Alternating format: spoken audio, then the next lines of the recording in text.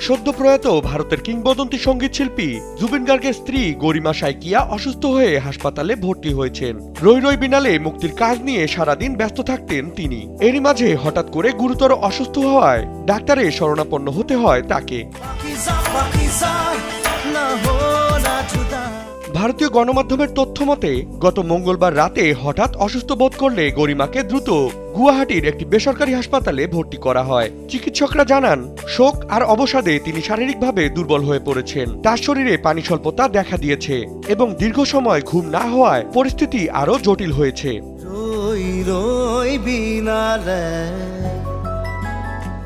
Sandalina so, রূপচর্চায় আভিজাত্য। অসুস্থতাকে কেন্দ্র করে রক্ত পরীক্ষা, ইসিজি এবং আল্ট্রাসাউন্ড সহ বিভিন্ন পরীক্ষা সম্পন্ন করা হয়েছে গরিমার। যদিও তার শারীরিক অবস্থা এখন অনেকটা স্থিতিশীল, তবে ঠিক কবে নাগাদ তাকে হাসপাতাল থেকে ছাড়পত্র দেওয়া হবে এ নিয়ে এখনো নিশ্চিত নয় চিকিৎসকরা।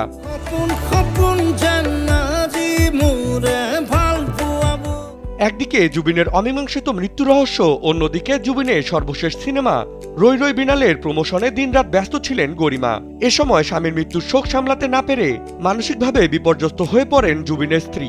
বিষয়টি গণমাধ্যমকে নিশ্চিত করেন জুবিনের বোন।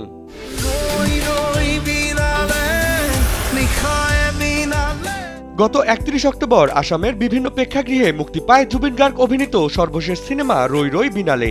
সিনেমাটিতে সঙ্গীত পরিচালনা এবং অভিনয়ের পাশাপাশি গল্প লিখেছেন গুণী এই শিল্পী। এ সময় সিনেমাটির মুক্তিকে কেন্দ্র করে স্ত্রী গরিমা সামাজিক মাধ্যমে তার প্রয়াত স্বামীকে স্মরণ করেন পরম ভালোবাসায়। অন্যদিকে জুবিনের মৃত্যুর পর কেটে গেছে প্রায় 50 দিন, তবুও তার মৃত্যু রহস্য যেন এক ধোঁয়াশায় রয়ে গেছে। বিনোদন ডেস্ক, কালবেলা।